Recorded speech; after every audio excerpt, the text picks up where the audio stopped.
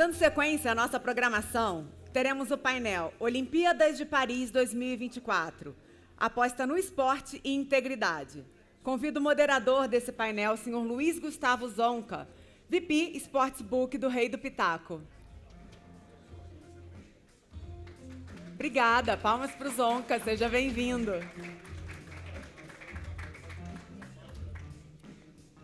Seu terceiro painel, né? Seja bem-vindo. Senhor Tiago Barbosa, Head of Integrity Latin America do Genius Sport. Palmas para ele. Seja bem-vindo. Senhor Felipe Marchetti, Gerente de Parcerias e Integridade da Sports Radar.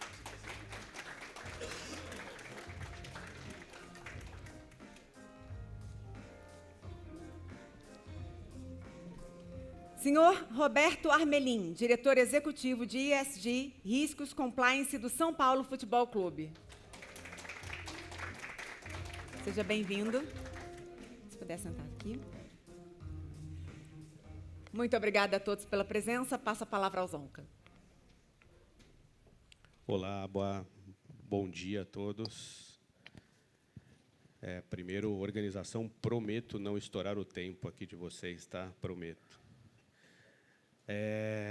Vou começar.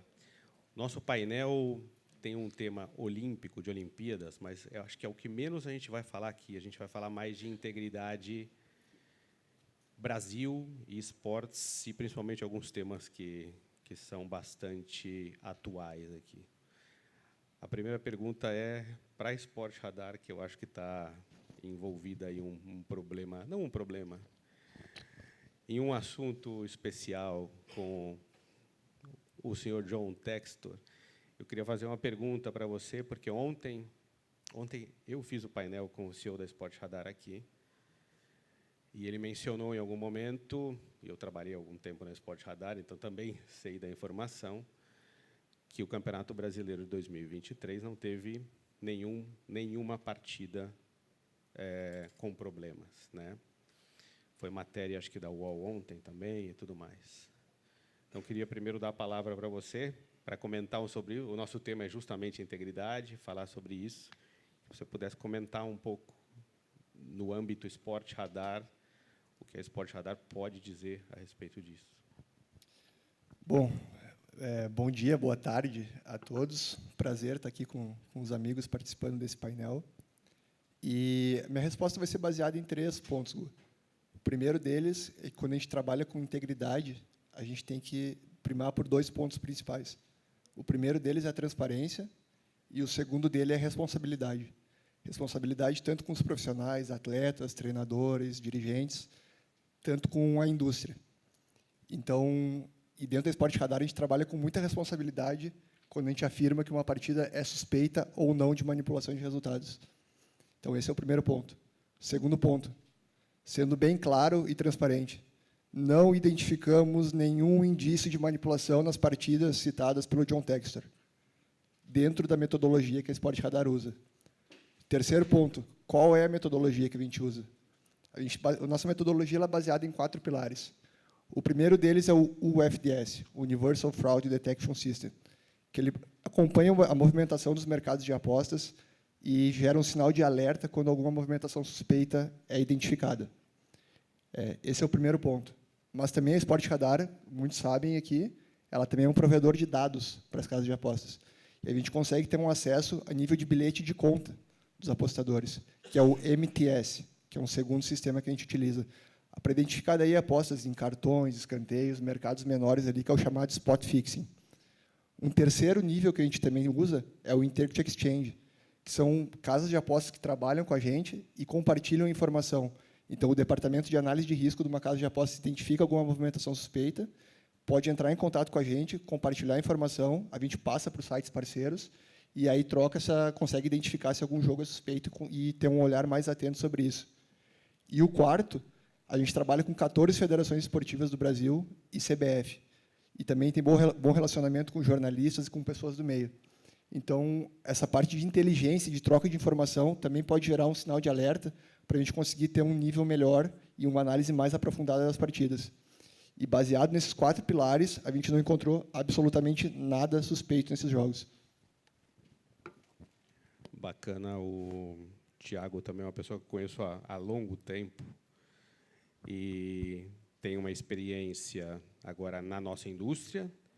Antes teve a experiência de parte de polícia, né? Ou seja, que a parte de integridade voltado também à parte de polícia. E queria saber de você, ou seja, o que você acha que ainda está, o que falta para a gente melhorar esse processo de integridade que a gente tem hoje? Eu sei que as federações hoje já procuram, já estão muito mais abertas para isso, a gente sabe a dificuldade que havia no passado, né? Mas tem muita coisa a melhorar, né? E quais são os passos que ainda faltam ser dados, e até com a própria regulamentação, que me parece que existem lacunas aí. Como você vê isso? Gu, bom, boa tarde. Um prazer estar aqui compartilhando esse painel com amigos. E, lógico, sempre bom a gente ter a chance de conversar sobre a integridade do esporte. Eu procuro sempre olhar a coisa de uma forma otimista. Ainda que a gente identifique muitos problemas, a gente lida com problemas todo o tempo, né, dentro dessa ordem da integridade. Eu estou atuando nesse meio, com foco nesse assunto, já há 12 anos. Eu comecei lá em 2012, né, vou completar 12 anos agora.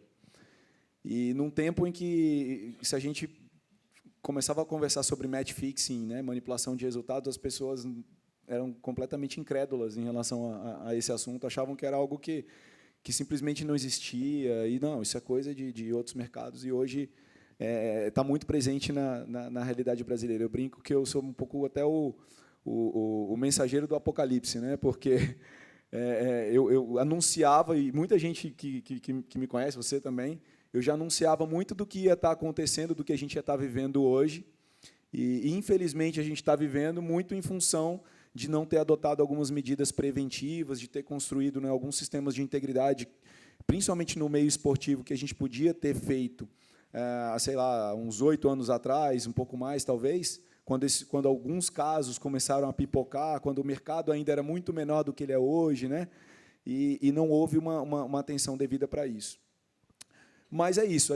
A minha impressão, Gu, é que a gente está avançando, a gente está caminhando, a caminhada ela é árdua, passo a passo, mas eu tenho a convicção que hoje, olhando, né, para trás 12 anos, a gente está muito à frente de onde a gente estava, mas ainda está muito aquém do lugar onde a gente quer chegar, né, de modo a ter um meio esportivo amplamente protegido, salvaguardado, né, que garanta realmente que o esporte seja absolutamente íntegro.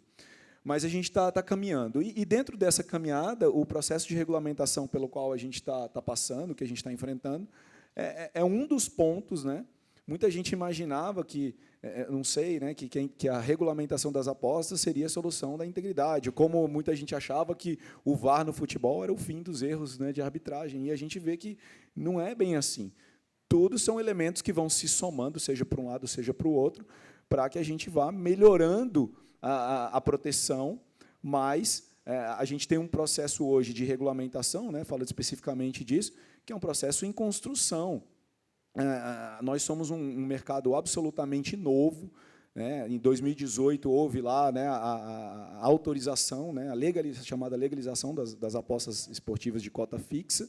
Demorou-se aí 5 anos para que a gente pudesse efetivamente ter uma lei que regulamentasse essa lei anterior. Agora a gente tem essa lei, e agora a gente está num processo ainda de construção de meios, através das portarias do Ministério da Fazenda, de como a gente vai operar diversas situações específicas. Então, mas eu vejo isso, Gu, de uma forma muito positiva. Eu acho que a gente está avançando.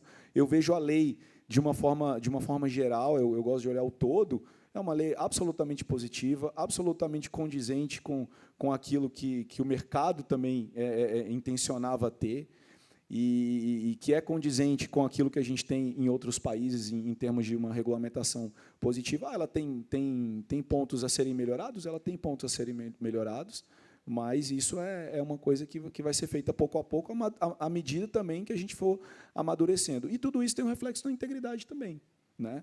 a gente, em termos de integridade, a gente também está caminhando.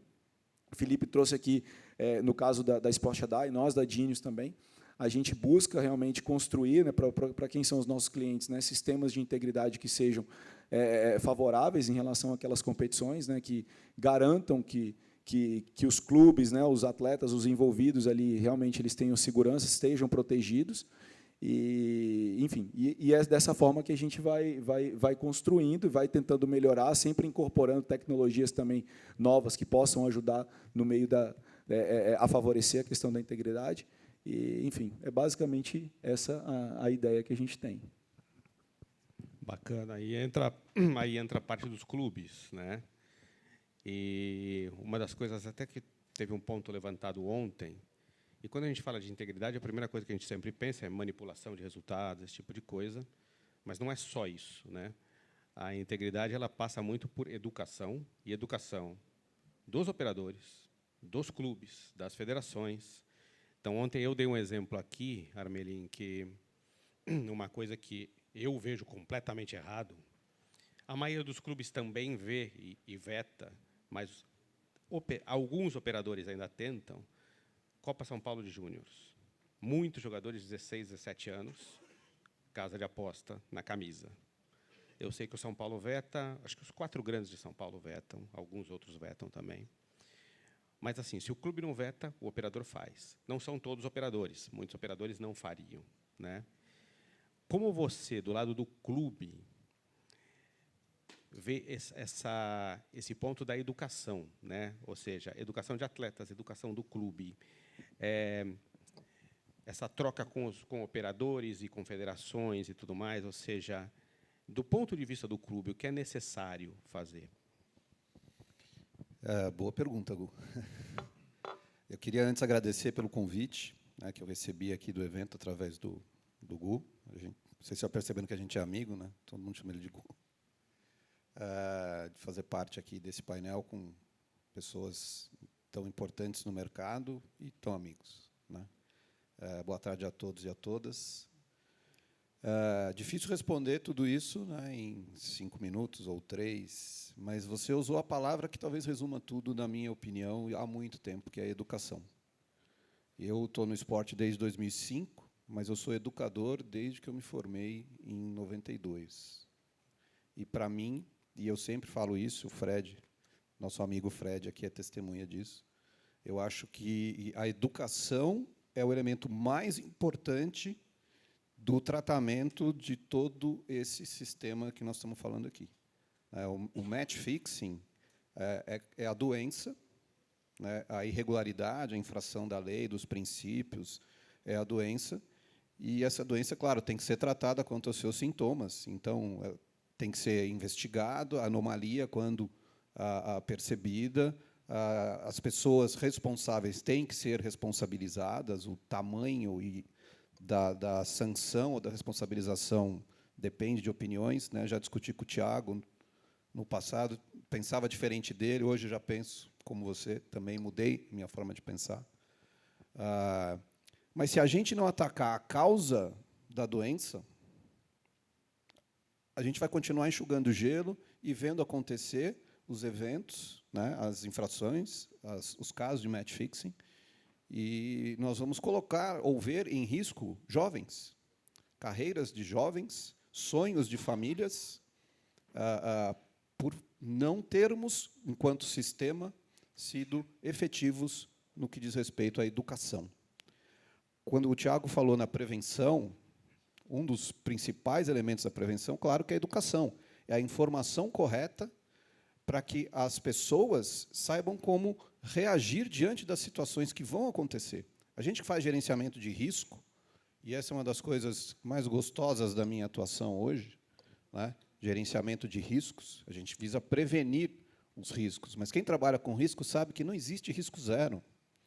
Por melhor que seja o trabalho de todos nós aqui dessa indústria, para evitar o match fixing, nós nunca vamos evitar. Então, a gente tem que saber identificar, a gente tem que saber tratar, mas a gente tem que prevenir com todas as forças, e a educação é o ponto principal. Da ponta dos clubes, né, nós lidamos com as pessoas talvez mais sensíveis nesse fenômeno, que são os atletas, né? E todos os demais, as demais pessoas ligadas ao clube e aquelas que podem ter um dano reputacional talvez mais intenso, que vai afetar até o sistema, né? Vai afetar até o esporte, dependendo do nível de gravidade do que pode acontecer, né? Nós, no São Paulo, trabalhamos com as nossas pessoas, tanto atletas quanto os colaboradores em geral. Nós trabalhamos com as nossas pessoas desde que a gente começou o nosso projeto, né, do programa Integridade Tricolor, do programa de compliance do São Paulo, faz já mais de 3 anos. Ainda estamos nos primeiros passos, eu diria. Não se monta um programa de compliance, muito menos de integridade, baseado em valores humanos, em menos de 5 anos. Mas a gente já colhe bons frutos, no sentido de ver que as pessoas estão conscientes de que são a primeira linha de defesa da organização e delas mesmas. A gente, no São Paulo, a gente não pratica treinamentos corporativos, a gente pratica disseminação de conhecimento, porque não me interessa que as pessoas reproduzam comportamentos que eu digo que têm que ser reproduzidos. Elas precisam da informação e do dado para saber identificar o risco e saber trabalhar com a informação e o conhecimento que ela tem para lidar diante de riscos que eu seguramente não vou conseguir relacionar todos eles. Então, eu tenho que capacitar as pessoas. E, eu, felizmente, tenho casos internos em que eu percebo que as pessoas estão reagindo às situações de risco com o uso do conhecimento e evitando o risco para a nossa organização. Não tivemos que lidar com nada relacionado ao match fixing, felizmente. Temos a nossa política e temos as nossas ações de conscientização de todos os colaboradores, os 1.170 colaboradores do São Paulo em relação a isso. Bacana. Vou entrar um pouco no tema olímpico, que é o tema do nosso painel. Quando a gente fala em match fixing, é normal a gente pensar em futebol, né? Ou seja, que é o esporte que a gente assiste, basicamente, e tudo mais. A gente sabe que existem problemas gigantes, ou existiam, no nível menor do tênis, em todos os esportes, basicamente. Como você, Felipe, vê, quando a gente fala de esportes olímpicos e tudo mais, Olimpíadas, a gente está falando de atletas de elite, ou seja, competições como... Difícil você falar de um match fixing na Premier League, por exemplo. Mas qual também é a dificuldade de conseguir um bom sistema de integridade nos outros esportes, ou seja, em esportes onde você tem muito menos marketing, menos gente assistindo, menos informações, esse tipo de coisa?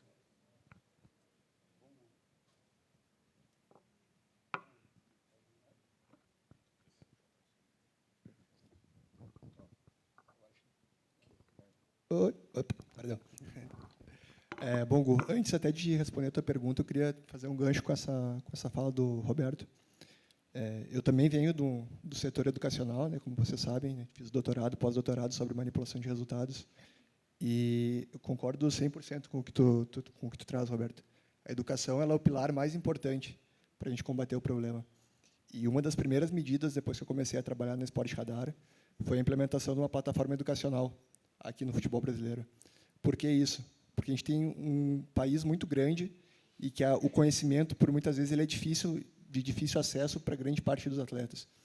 Então, a gente fechou um acordo com as 9 federações do Nordeste, trabalhando em conjunto, para oferecer uma plataforma educacional para todos os clubes da região, primeiramente para os atletas que jogaram a Copa São Paulo, mas também se estendendo para os atletas que jogaram os campeonatos estaduais desse ano. No segundo momento, também fechamos com as 3 federações do Sul, um trabalho em conjunto, e a ideia futura é que a gente consiga ter isso em todo o futebol brasileiro e vincular essa plataforma educacional ao registro dos atletas do BID, porque, através disso, a gente torna obrigatório esse treinamento de educação e a gente faz que esse conhecimento chegue a todos os atletas que estão atuando aqui no futebol brasileiro e também pode estender para outros esportes. Então, a informação sobre como funciona a manipulação, a relação que isso tem com o crime organizado, as consequências que o atleta pode ter, não só a questão da consequência criminal, que no Brasil é crime a manipulação de resultados, mas principalmente a questão do risco pessoal. Porque a partir do momento que tu te envolveu com o manipulador, tu está na mão dele. E aí, para tu sair depois, é muito complicado.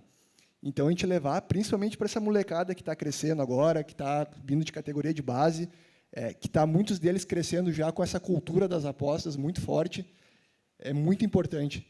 Também para a prevenção da questão do vício em jogo, para eles saberem que eles não podem apostar, tanto por regração do Brasil, mas também pela regulamentação da FIFA. É muito importante e fundamental que a gente leve essa informação para todos eles. E esse sistema a gente tem que construir no esporte como um todo.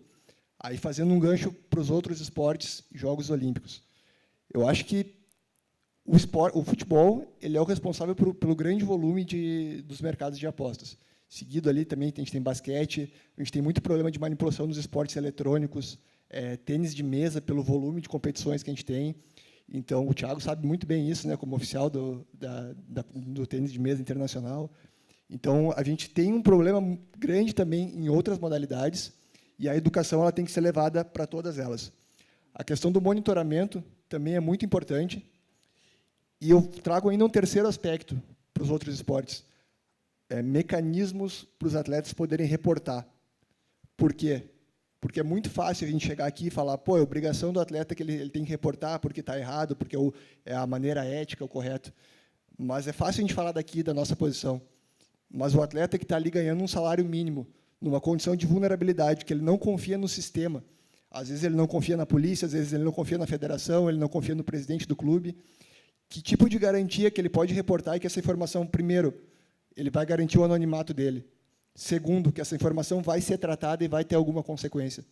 Então, através disso, a gente está trazendo também uma proposta aqui para o esporte brasileiro, de um aplicativo de denúncia, que os atletas vão poder reportar de forma anônima, segura, e essa informação vai ser tratada.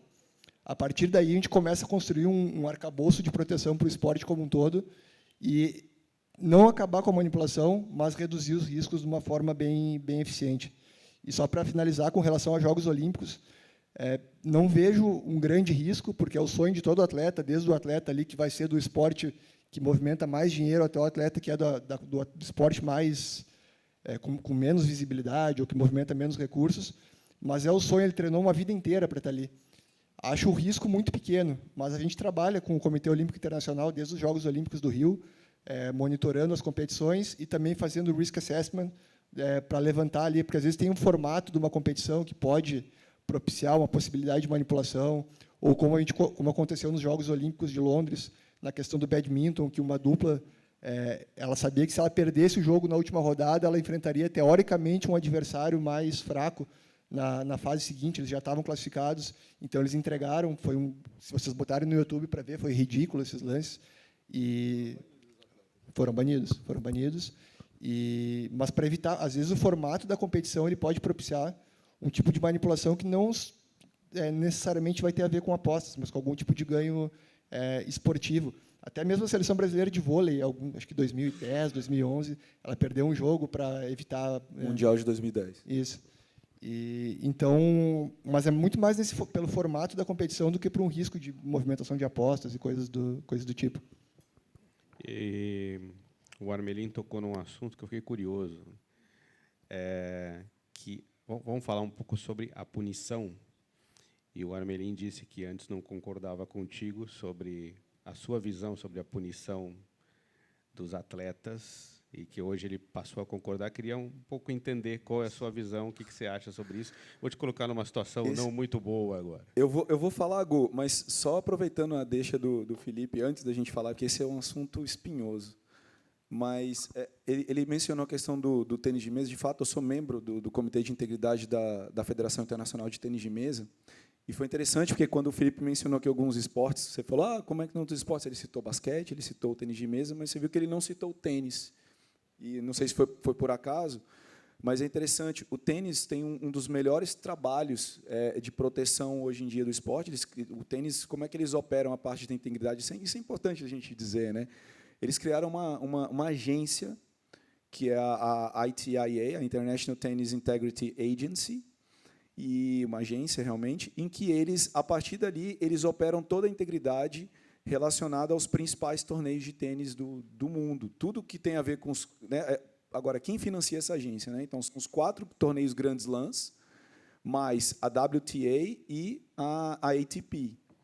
Então, você tem aí, você consegue cercar, basicamente, você tem um investimento pelo qual você consegue criar todo um programa educacional direcionado aos atletas, você consegue bancar uma estrutura investigativa, inclusive com normas que a gente discute se elas teriam aplicabilidade aqui no direito brasileiro, como, por exemplo, o que o tênis determina? Os atletas, para poderem disputar uma competição de tênis, isso desde o nível Challenger e Future, que são os torneios iniciais, ele precisa passar por um treinamento de integridade, seja online ou seja presencial. Ele assina um documento dizendo que ele entende todas as regras que são colocadas pela ITIA, ele se compromete a colaborar com a ITIA, inclusive abrindo mão das proteções jurisdicionais garantidas pelo seu país de origem. De forma bem objetiva, Gu, eles aceitam, por exemplo, que, dentro de uma investigação, se o agente investigador da ITIA pedir um telefone celular, falar, ó, você é suspeito de investigação, a gente quer o acesso ao seu celular imediatamente para a gente poder verificar as suas conversas. Ele tem que entregar o celular desbloqueado para esse agente. Se ele não fizer, é uma presunção de culpa.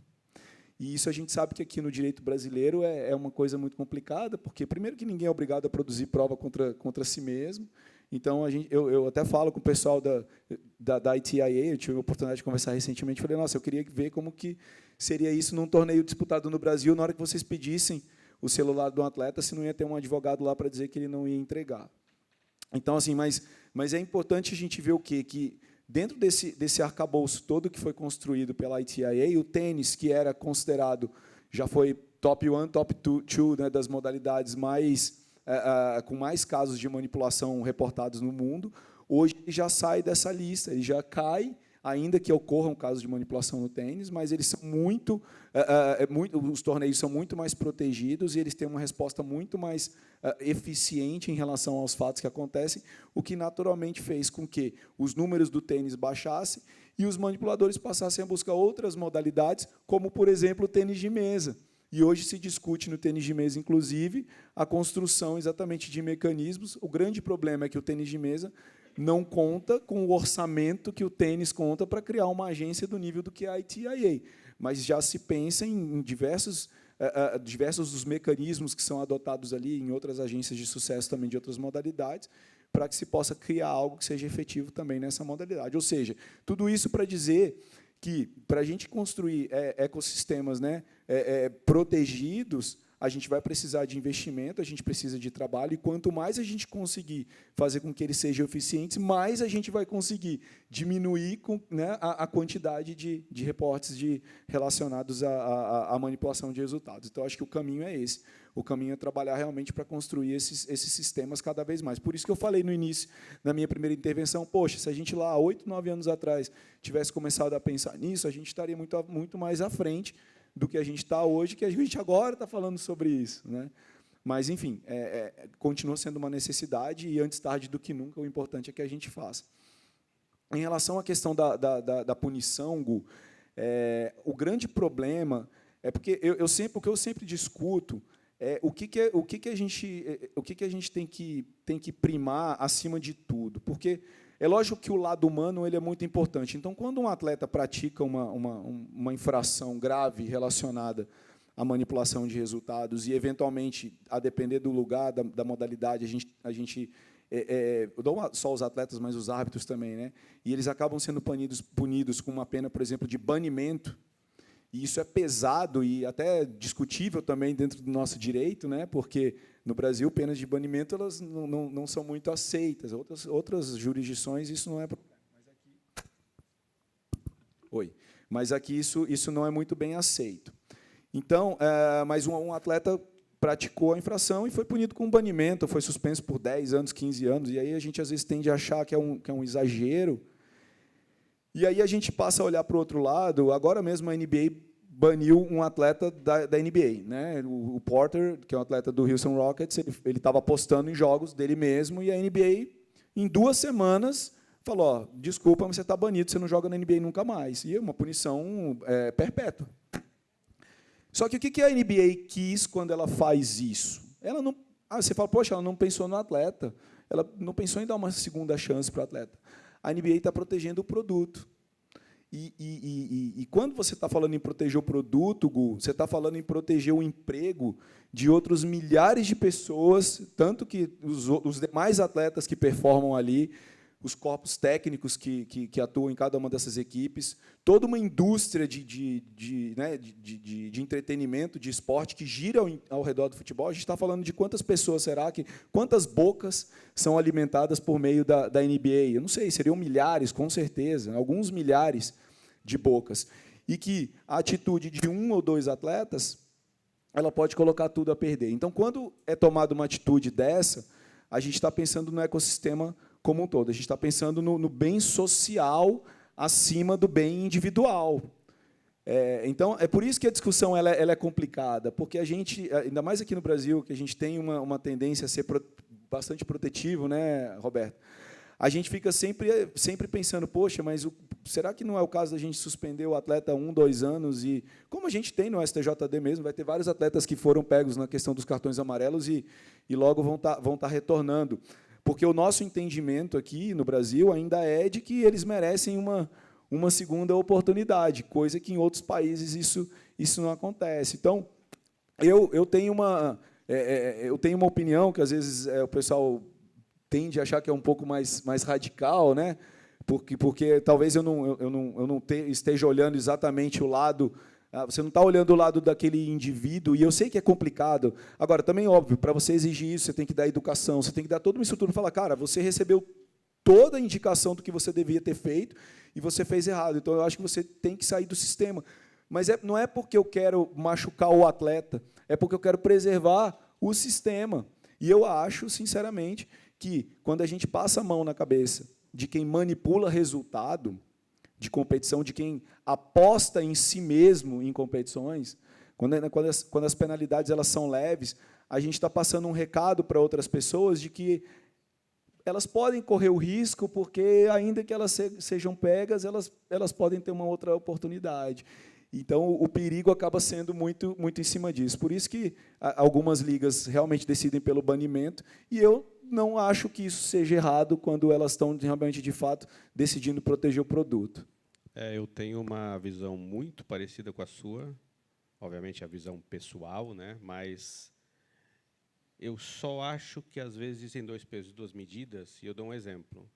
Eu acho que qualquer jogador de NBA, Premier League, Série A do brasileiro, Série B do brasileiro, qualquer campeonato grande, onde os jogadores já tiveram a educação, já sabem de tudo, eu concordo 100% com o banimento. O meu ponto é assim, é o jogador da 4ª divisão de qualquer campeonato estadual, qualquer um. Esse cara não teve acesso a essas informações, esse cara recebe um salário que, às vezes, não dá nem para viver. Chegou uma oferta ali que ele vai ganhar 20 vezes o que ele ganha no ano, por exemplo, não tem educação. Eu sou contra o banimento desse jogador, porque esse aí não teve oportunidade à educação, né? Até Você tem que ter a premissa inicial, né? Tem um dado que 83% dos atletas de futebol do Brasil, eles ganham por volta de um salário mínimo por mês. E só 17% deles têm calendário para toda a temporada. Então, isso aí corrobora a tua fala. A gente tem mais 7 minutos. Armelin, se você me permitir, eu vou abrir pergunta para o público. Não sei espero que alguém tenha alguma pergunta para fazer. Se alguém tiver alguma pergunta, por favor, à vontade.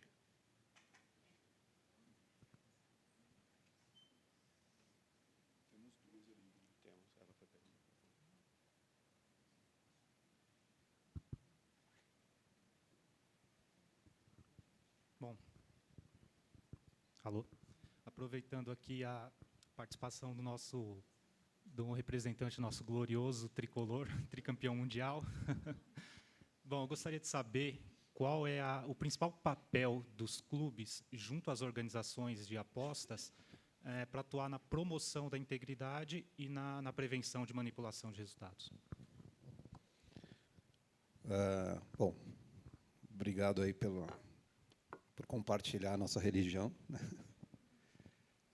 Olha, a gente não tem efetivamente uma atuação em conjunto com as casas de apostas, mas a gente tem um cuidado muito grande em escolher os nossos parceiros. É muito interessante estar com vocês três aqui, né, porque, quando eu comecei meu trabalho no São Paulo, em janeiro de 21, eu queria a Sport Radar comigo para me ajudar a identificar os parceiros, né, gerenciamento de risco, do DIRIS, os parceiros com quem eu poderia contratar. Então, eu liguei para o Thiago, que esteve lá, ele falou, não estou mais lá, fala com o Gu. Falei com o Gu e fechamos a parceria São Paulo Sport Radar em janeiro de 21 e etc. E até hoje o Sport Radar é um parceiro nosso para nos ajudar nesse sentido. Hoje é o Felipe que está lá, né? Então, eu, São Paulo, busco sempre saber com quem que eu vou contratar.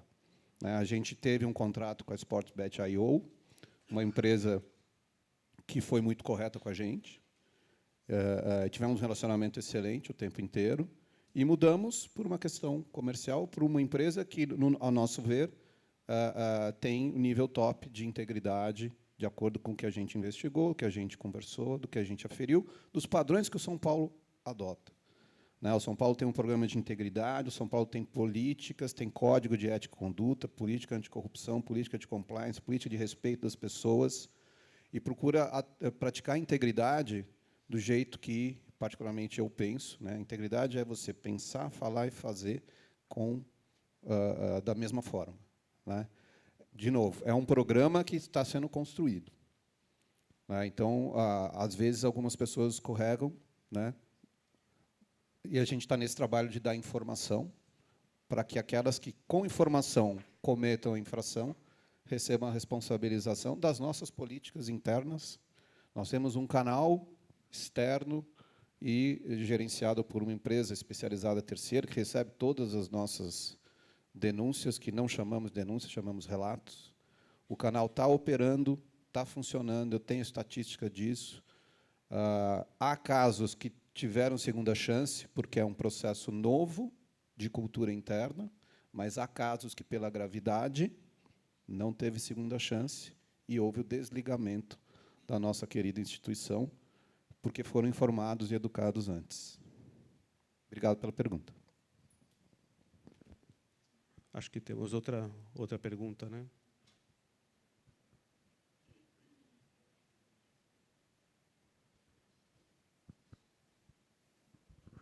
Olá, boa tarde, tudo bem? Eu fiquei curiosa para saber como vocês fazem para mensurar essa questão do atleta quando ele comete uma infração. De quanto tempo, assim, vai punir perpétuo, 1 ano, 2 anos? Qual que é como vocês decidem isso internamente? Então, na verdade, não é a gente, né? Isso existe o Código Brasileiro de Justiça Desportiva, onde já existe ali uma definição relacionada, isso no âmbito esportivo, quais são as infrações e qual é o período de punição. Por exemplo, nos casos ocorridos no ano passado da penalidade máxima, que foram os atletas, né, que estavam forçando os cartões, a grande maioria desses atletas teve penas ali que variaram de 1 a 2 anos, e alguns foram punidos em número de jogos, porque depende do tipo penal, do tipo infracional no qual eles foram enquadrados. E teve o caso, se não me engano, de 2 atletas que, além de manipularem os resultados, eles também foram considerados aliciadores. E aí o código estabelece que, no caso de aliciamento, a pena é o banimento. Então, no caso dos atletas, desses atletas, eles foram banidos do esporte. Agora, o que é interessante, até aproveitando o gancho e complementando a pergunta, é que o CBJD, no caso de árbitro que manipula resultado, Gu, a pena é de banimento. Não existe uma pena de 1 a 2 anos, não existe, é banimento, é claro, é banimento. Árbitro manipulou, é banido do futebol. No caso dos atletas, é que o código ele ainda é um pouco mais condescendente. O que a gente espera, no mínimo, é que existe uma expectativa de que, em breve, o CBJD deva ser reformulado, porque já está na hora, né? É que, no mínimo, essas sanções elas sejam igualadas àquelas que são previstas pela FIFA, que giram em torno de 5 anos, né, Felipe? Normalmente é um prazo um pouco maior. A gente acha que os atletas, a gente teve casos de atletas, por exemplo, no ano passado, que foram sancionados, receberam a sanção, jogavam no Brasil, aí os clubes, para não sofrerem um prejuízo, começaram a querer emprestar esses atletas para clubes internacionais. Aí a gente pressionou de uma forma que a CBF estendesse, solicitasse à FIFA que estendesse essa sanção para todo mundo, porque o cara ia jogar em Malta, ia jogar na Turquia, então era como se ele não tivesse sido punido. E aí a FIFA, de fato, estendeu essas sanções, e aí, recentemente, houve uma tentativa de dizer que eles já tinham cumprido metade da pena, então eles poderiam voltar a jogar, mas aí, infelizmente, isso não foi aceito. Mas, de todo modo, sanções aí inferiores a 2 anos, eu pessoalmente acredito que é um prazo muito pequeno. Deixa eu só fazer um complemento. O sancionamento administrativo na justiça desportiva é uma coisa. Não sei se você pensou no que o clube eventualmente faria na relação com o seu trabalhador. Então, os clubes que têm políticas, por exemplo, de apostas, como o São Paulo e muitos outros têm ali as suas regras. Então, o atleta que descumprir a regra interna de política, do contrato de trabalho, do código de conduta, será responsabilizado de acordo com as consequências internas previstas, e a dosimetria vai ser de acordo com as regras internas. Então, no São Paulo, nenhum atleta de futebol pode apostar, né, como é uma regra nossa. E tem um ponto importante, vou usar um minutinho mais aqui, só para deixar claro, que é assim... Quer fazer uma pergunta? Dá. Sport Radar, Genius, Performe, ou qualquer empresa que trabalha com os dados de integridade, eles fornecem os reportes para as federações ou para a polícia. Alguns têm acordo com a polícia. Mas não são eles que vão sair dizendo, olha, houve manipulação aqui. Quem tem que fazer isso é a federação ou a polícia, no caso. Então, existem casos que perguntam para eles, houve manipulação aqui? Eles não podem nem dizer. Essa é uma informação da federação. Cabe à federação dizer, sim, temos um problema, e, às vezes, a federação não diz. Às vezes, a federação espera. Tá? Isso é um ponto bastante importante. Vou fazer uma última pergunta.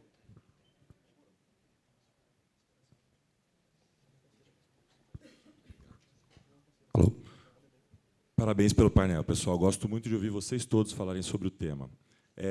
Quando a Colômbia regulamentou as apostas, ela criou uma agência reguladora que concentrou a contratação desses serviços justamente para tirar o custo das federações esportivas.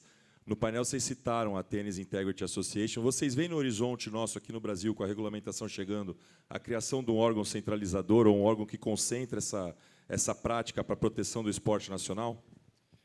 Ótima pergunta, Ricardo. Exatamente esse era o ponto que eu queria trazer na minha fala final. Isso pode ser via governo, mas isso também pode ser uma cooperação dos operadores com as federações esportivas. A gente tem um meio aqui que movimenta muito dinheiro. O dinheiro que foi gasto numa festa, por exemplo, aqui, pode ajudar e muito a resolver os problemas da integridade esportiva no Brasil, se a gente for pegar por uma proporção. Para um operador, é muito barato investir em integridade e ele vai bem na linha do que tu falou, Thiago, proteger o ecossistema como um todo. E os operadores também fazem parte disso. Então, um operador bancar um serviço de integridade talvez seja um caminho até mais natural do que jogar essa responsabilidade para o governo federal.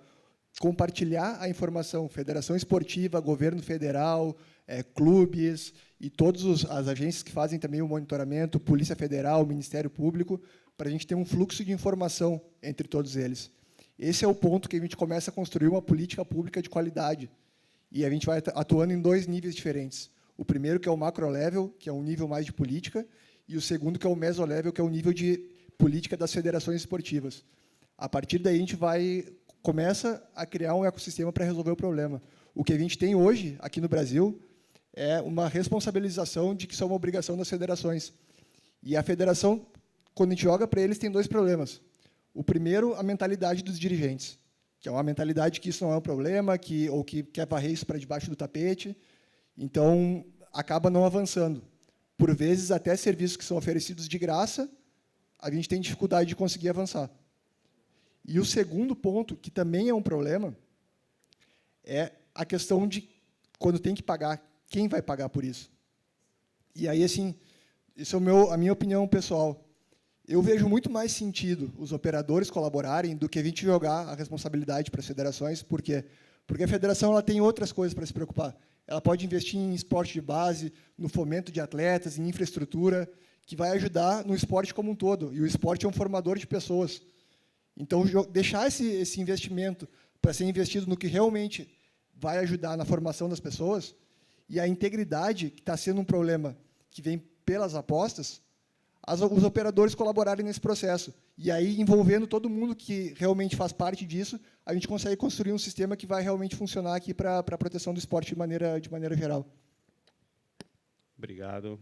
Obrigado. A gente ficou totalmente sem tempo. Eu imagino que deva ter mais perguntas, mas a gente realmente precisa encerrar, senão ela me bate aqui. Tá bom? Obrigado, pessoal. Todo mundo joga a culpa em mim, né? Obrigado. Olha, vamos para a nossa foto, por favor. Vou pedir para todos ficarem juntos. Mas que bom que a gente está tendo painéis ricos, com muitas perguntas, com muita participação.